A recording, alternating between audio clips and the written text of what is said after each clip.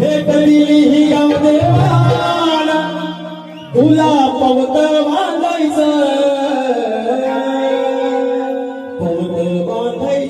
गणाला पवत बांधायचं शिकाल बांधायचं गणाला पवत बांधायचं